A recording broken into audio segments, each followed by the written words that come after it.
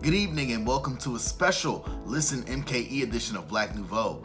I'm Earl. Now this holiday season is all about giving, and we talk about in this episode a part of giving that's often overlooked. We're talking about mentoring. Now, the need for Black male mentors in our community is critical. In the Milwaukee's Promise series, journalist James Causey, an O'Brien Fellow, and photojournalist Angela Peterson documented a mentoring project in Nashville, Tennessee called Fatherhood Fridays. It connects Black men with young Black boys in a school reading program. Listen Milwaukee is a community project and partnership between the Ideas Lab of the Milwaukee Journal Sentinel, WUWM 89.7 FM, Milwaukee's NPR, the Milwaukee Public Library, and Milwaukee PBS. James Causey and I moderated the session with people from Fatherhood Fridays and local mentoring groups. Our guest today for today's show is Michael Pratt, founder of Fatherhood Fridays in Nashville, Myra Taylor, principal of Buena Vista Elementary School in Nashville, John Daniels III, founder of MKE Fellows in Milwaukee, LaNelle Ramey, executive director of Mentor Greater Milwaukee, and Andre Lee Ellis, founder of We Got This Urban Garden. But first, we're going to start with Michael. So, Michael Pratt, can you talk a little bit about Fridays and what you were trying to do? Fatherhood Fridays started when I was assistant principal at John Early School, and John Early in Nashville was located in 37208 zip code, and that zip code had the highest rate of African American male incarceration in the nation at one point. So when I came to the school, I looked around. We had over 60 fights in 2 months, and it was pretty rough. But I looked around and I said, what's missing? And the thing that I saw was missing was men. So I just came up with some strategies of how we can get engaged men in the school, and came with the program Fatherhood Friday, where we would have breakfast in the morning with men.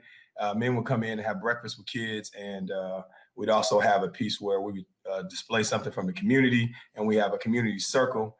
And the idea of it is that kids will be what they see. So in that community, if you see people selling dope, then that's what you're gonna do. And more importantly, and more specifically, kids will be what they see men doing confidently.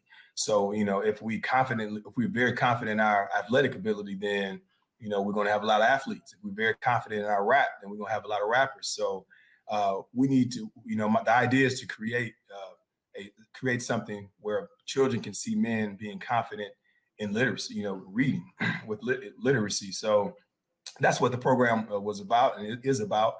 And we did it at John Early, and I'm involved in a lot of different organizations. I began to call some of the people from my organizations, and I like to say that the mottos of organization or the principles are the smelling salts. So if I'm a member of Phi Beta Sigma, I just say, hey, we stand for brotherhood, scholarship, and service. So that's what we're supposed to do. And I called the fraternity, and they came out. I called other fraternities and various groups of men, and they came out. It was 30, 40 men coming to read with kids. So it was really phenomenal.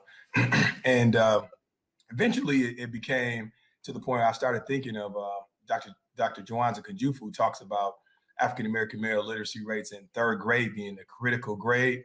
And the feeder school for John Early, it was Buena Vista. So I looked at Buena Vista, and they had Myra Taylor, a phenomenal principal who is a community center. So it was a lot of the things that I was doing at John Early. I paid for the food, and I did most of the organizing. But when I came and we did Fatherhood Friday on the elementary school level, we saw the impact. It just, she multiplied everything that I did. And it was just phenomenal. At one point, we had 66 men come in at 7:45 to 8:15 to come in and read to kids. And at the beginning of it, I asked kids, how many of y'all have been in a room with two men reading? And nobody raises their hand. How many have been in a room with one man reading? And I think I saw something in the New York Times that the average adult reads one book a year. So, and most kids don't see their parents reading, so they're going to be, what they see, and they need to see men reading.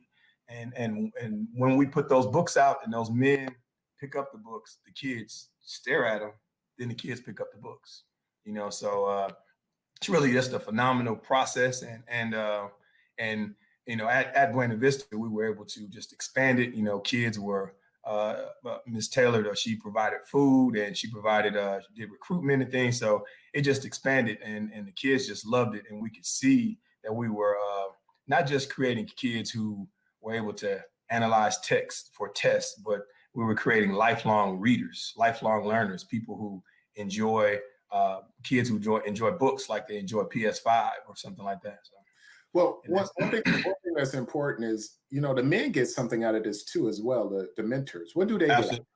Absolutely. And that's one of the keys is that the men, it was really funny because I'm a member of Phi Beta Sigma, and I talked to someone who was a member of Omega Psi Phi, and I said, hey, we're great in our community service, and and we kind of egged them on, and then all of a sudden, the next one we had a bunch of, it was like 14, 15, maybe 20 men of Omega Psi Phi came, and they were actually more than the Sigma. So we have, with organization-wise, we have competitions in most things, but we really should be competing to who can be the best in the community, and that's the real competition. So, and the other thing is that when you mentor, a lot of times when I ask someone, a friend, and say, hey, why don't you come to Fatherhood Fridays? The first question is really they're asking, what do you need me to do?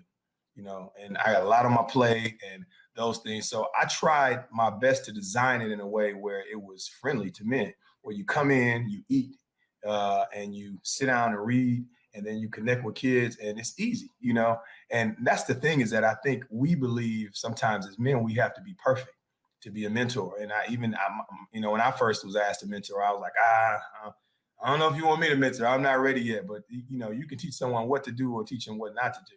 So everyone could be a mentor. And we have to create, Fatherhood Friday creates a venue where men can be successful mentoring. And once they do it, they get hooked, And once they engage those kids and become confident in what they bring to the table, they hooked. When they say, what should I wear? Should I wear a tie? I say, where would you going to wear to work?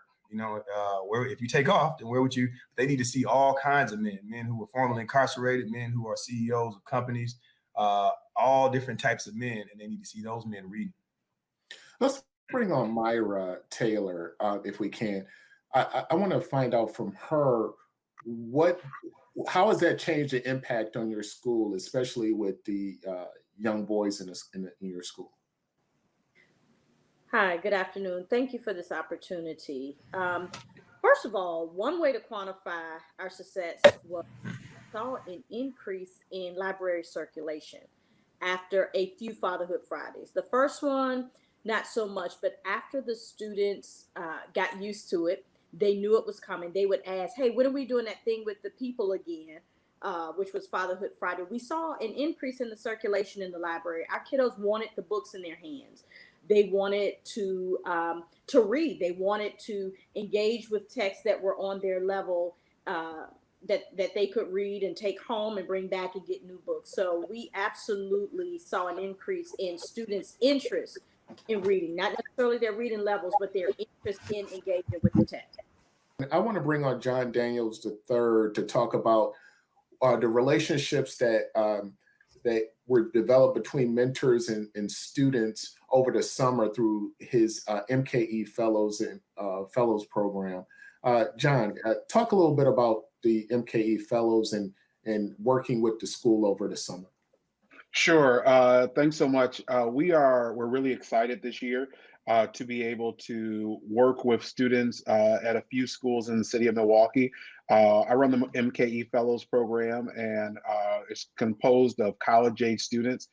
And the number of middle school students who had never met someone who looked like them in college was just mind-blowing to me. I think the statistic I heard the other day is that in America, 83% of elementary educators are Caucasian females, and that only 7% are African American, and of that 7%, only 2% are male. And so to have these young college students who are close to their age, being able to talk to them about math and reading, it really was amazing, even hearing some of the things that they discussed about their majors and topics that interest them.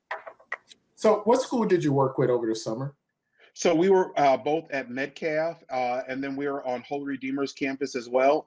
And that gave us an opportunity to deal with a variety of middle school students who had a variety of areas of experience.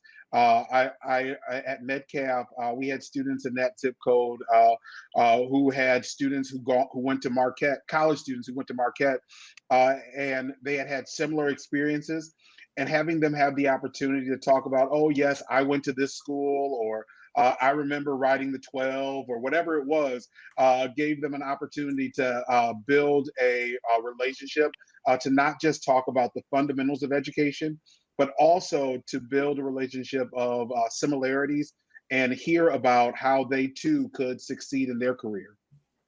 Yeah, one thing that I noticed that, when I observed how the MKE fellows were working with the students was just a simple relationship that the young people really wanted to impress these fellows. I mean, they really wanted to impress them. So they read, they talked, they considered them like big brothers. And that was a very unique feeling. And I just think that's inspiring. And can you talk a little bit about what the MKE fellows and how that whole relationship started with them in the school in the first place? Because normally they would be offered internships to do other things. Yeah, so this year has been a year of challenges for almost all of us. And one of the things we noticed in the springtime is that the reading levels of students was struggling through virtual education. And so we set up a partnership first with Metcalf School to have some of our college students, our MKE fellows are there's about 200 young men from the Milwaukee area who go to about 30 different colleges across America. We wanted to partner them with these middle school students. In a normal year, our internships are at Baird and Advocate Aurora and Northwestern Mutual and companies working in finance and engineering and at GE. But because of the nature of being virtual for safety, we created a program that we called the 5 Pillars that really helped the young people to know that it wasn't just a college student that was investing time in their education, but there were strong pillars of the community that were standing behind them, and they had this support system behind them as they too continue to work on their education. And so we hired the college students to do this throughout the year. How can a student apply to be a fellow? So glad you asked. We interview fellows during their senior year in high school. Is when they can start being a fellow by going to www.mkefellows.com. But also we have students who come on during their college years. And so there are both students who are in undergrad as well as getting professional degrees who find the programming of the MKE Fellows to be helpful because everyone needs a mentor, not just young people, but everyone needs a mentor to help them to be successful in life. This is a good time to bring on LaNelle Ramey, Executive Director of Mentor Greater Milwaukee. A good segue for you. Everyone needs a mentor. Let's talk about what you do at Mentor Greater Milwaukee. Absolutely. First of all, thanks for having me. And Mr. Daniels couldn't have said it better. A lot of times, and even Brother Pratt alluded to it earlier, it's like people get confused on what a mentor is, but it's really about that support system, right? It's really being a leverage for a young person to allow them to navigate life's issues and potentially see something in themselves or get something brought out of them that traditionally hasn't been seen or talked about. So some of the things and advantages of mentors does is we know for a fact that young people who have a mentor in their life are 37% less likely than their peer to do something like skip school. They're 50% less likely than their peer to skip an entire day of school. So when we start to see things like that happen with a young person in school, it starts to transform the thinking that a young person will have in school. Everything from their ethnic and racial identity, for example, when you put a Black man, a man of color in front of a student, it starts to build their confidence in who they are as a Black man. And I wanted to say something because Brother Pratt alluded to this a little bit earlier regarding about data, for example, because sometimes we start a mentoring program like they did at the school, and then people want to see reading numbers increase that same year. What took years to tear down takes years to rebuild up. So we need to have the opportunity to allow mentorship to be a part of that process. When you start to put men of color in front of students, and I love what you said about men of all backgrounds, because everybody has a story. It's how you tell that story, which makes you an effective mentor, right? So if you want to only tell your war stories about what you did when you was on the block and that's all you're speaking to, then you're going to keep that young man's mind boxed in the block that you're talking to. But when you can expand their thinking and show how you made it out, and you from the same neighborhood and you went to the same school. I went to the best high school there is, Riverside University High School here in Milwaukee, Wisconsin, and I stand on that, right? But when you show that type of love, and to your point, Earl, right? Because you're gonna stand on Marshall, right? You're gonna stand on our school. But when you start to show the love and passion that you have about your experiences, that's what mentorship is about. Then our young Black boys start to see that, and they see a different Black man than what they're being told about who they are. Because many times my young brothers only see what's in their kind of 2-block radius, and therefore that's what they think they're supposed to become. But we get to tear down that myth through mentorship. We get to remove those barriers through mentorship by being allies for our young people and speaking up for our young people and allowing them to see a different them as well. Now, LaNelle, you're on a mission to bring in 1,000 new mentors by the year's end. How is that going?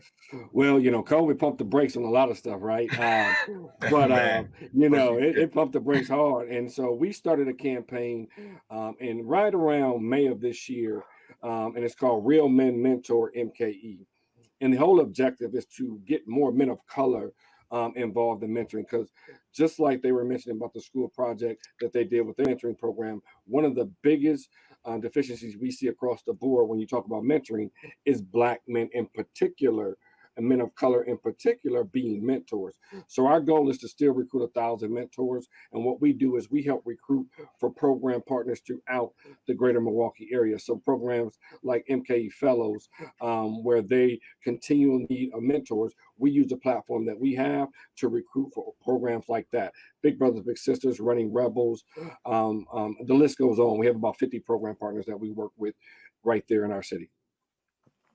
This is to you, Mr. Ramey, or anybody that wants to answer honestly. But my question is about the importance of mentors from all backgrounds. I know you mentioned, we talked about having people from all backgrounds, and I don't know if we're just talking about Black men, or is it important to just have a mentor? Period. Does it matter that they're a Black man or that they're a Black woman or whatever background they're from? I'm just wondering, is it important to have a mentor that looks like you more so than it is to just have a mentor, period? It is important to have a qualified, effective mentor, period, right? Yeah. Now, we know demographically speaking, the brick walls that are in front of our Black boys, period, right? At every level, we know what that is. So, but if we put a mentor in front of them who is culturally relevant, who has been trained, who understands that they need to have an open and eliminate their explicit biases and their implicit biases for that matter, right? If we have a mentor period in front of our young people in general, we know they're going to be successful. One of the favorite data points that I see is that 130%, a young person with a mentor is 130% more likely to hold a leadership position by simply having a mentor in their life. So we don't want to scare people off who want to be mentors, because we need everybody to step up. And I call it paying it forward by being a mentor. So anyone can be one. This is a great time to bring in Andre Lee Ellis. Andre works with disadvantaged boys in the 53206 zip code in Milwaukee, and he's doing phenomenal work with them and changing their lives and saving lives. Andre, mentoring is the key to what you do. It's about gardening, but it's about mentoring as well. Talk about your program and anything that sparked you today. Okay, and I'm going to try to keep it real short so that it fits in the time frame, because it's a lot. Just today, I got a call, and there was a murder on the corner of 11th and Burleigh Street in the 5320 zip code, 53206 zip code where we operate, a 24-year-old young man. And we're trying to get to the bottom of that. Just last week, we saw cremated an 18-year-old man that was murdered and shot a few times. So We Got This was created 8 years ago, and it came as I saw a young man lay dead in the streets and decided to take a vacant lot next to my home and turn it into an urban garden. I thought that if we could start gathering and talk about the issues in the community, then the people would begin to collectively think of ways to take care of it together. And it started working. They would come on Saturday mornings to the garden. They have to be there by 8 o'clock. They would be there for 4 hours. They would get 20 hours for working. But then mentors would come every Saturday, and I would never know exactly the number of men that would come. But what I begin to see is that every time these young men were with an older Black man that looked different or acted different than one that was either in their home or not in their home, they had a sense of hope on their face. They begin to ask questions and they begin to dream. Once I had 100 young Black boys between 12 and 16 years old in the garden on a Saturday morning. They have to be on time. If they come 8:00.1 is late. If they come late, they cannot work. I had 100 boys and I asked them, how many of you don't know your dad? 90 of them raised their hand. I asked, how many of you know your dad but still don't have a relationship? 5 more raised their hand. Out of 100 Black boys, 12 to 16 years old, who got up to be at the garden at 8 o'clock in the morning to work with mentors and get paid $20 for the day, only 5 of them knew their dad and may have had a relationship with them. That was when I tagged the term. I'm not your birth dad. I am the earth dad. Call me Pops. And from there, they begin to feel a sense of feeling better. We went from being the second highest crime block in that neighborhood within 3 years of not even being on the list, and to the day it's the same thing. The young men feel a sense of ownership because what we used to lease, we now own. And if you come over there, it's looking better and better. And so are the backyards of the neighbor.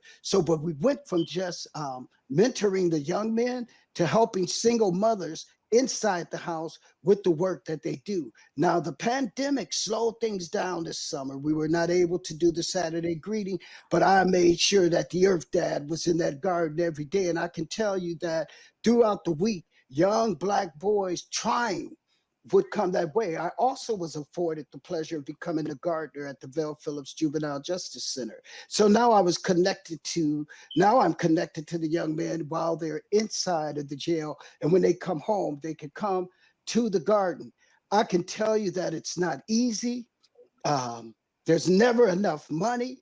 There's never enough mentors, but there's a whole lot of heart, and that goes a long way. I'm very proud of many of the young men that have been in our program. Just the other day, Alan Armstrong, a young man that was a gangbanger for a long time, came, and he was at 18. He was so proud he got a job through Employ Milwaukee. So it's all about connection, and to me, that's what mentoring is about the most. And if we can get the proper resources inside of the houses, we can slow down the bloodshed in the street. But it's not a pretty picture, 53206 in Milwaukee, Wisconsin, but it can be a beautiful ending if we continue working together. Well, that brings me up to this question on Andre. I remember being in the garden with you 2 summers ago, and it was a situation where this white mentor was taking the boys out to clean up the neighborhood, and a driver stopped, a Black woman stopped, and she wanted to know if the boys were okay because they were with this white man. And the mentor told you about this incident, and you made you spoke out about it at the garden. You said, if I had more Black men to come down here and mentor the kids that look like us, then we wouldn't have these issues. So that was a powerful statement. I guess the question is to the panel is, how do we get more Black men involved in this mentoring aspect, make a difference? Well, First of all, go ahead. I was just going to say this quickly. For me, I had to start to become what I want them to see. I coined the term whenever I took my baseball cap off, and I would let them know the old man is a cold man. You want to make it to 60, you got to be a cold old man. And so many of them look at me not like as just only pops, but as granddad, as uncle, anybody that they could relate to. But young Black boys really miss having a mentor that looks like them, especially if someone has been through what they've been through. And I was just going to add, one of the things that we have to do is eliminate the barriers for people to become a mentor. I mean, we have to maintain a safe space. We have to make sure that our young people are not put in vulnerable situations, but we have to provide an opportunity for men to be vulnerable with young men to share their experiences and their life lessons. So in a space, for example, like Andre's, he's able to use the garden as a tool. And then men who want to be a mentor don't have to be so worried about the conversation, because then Andre also gives them a topic to discuss. So we have to make our mentors feel comfortable in the situation enough to be engaged. And then they have to find the right situation for them. I've had people who want to be mentors, for example, who may say they know about Andre Lee Ellis, they know about MKE Fellows, they know about Big Brothers Big Sisters, but the question is, what meets your needs? So we have to point them in the right direction, and that's what Mentor Greater Milwaukee does. It showcases all 55 of the organizations, and then finds the right fit for them. But we do need more men of color in the space of mentorship, because again, it helps our young brothers get more strength in their ethnic and racial identity by seeing something that they're being told does not exist. The full episode of this Listen to MKE session can be found on our website at MilwaukeePBS.org. And if you've ever been moved to want to mentor, or if you've just been moved to mentor now, you'll find the names and phone numbers of our guests and their organizations there as well. Also, we have a link to the Black Nouveau segment on the Milwaukee Fellowship Open, the charity event that helps support MKE Fellows. We'll also have a link to a special on Andre Lee Ellis's garden and mentoring program. And finally tonight, however you celebrate this holiday season, all of us here at Black Nouveau, Milwaukee PBS, and MATC want to wish you a happy and prosperous holiday season and a great and prosperous 2021. Happy New Year. Take care.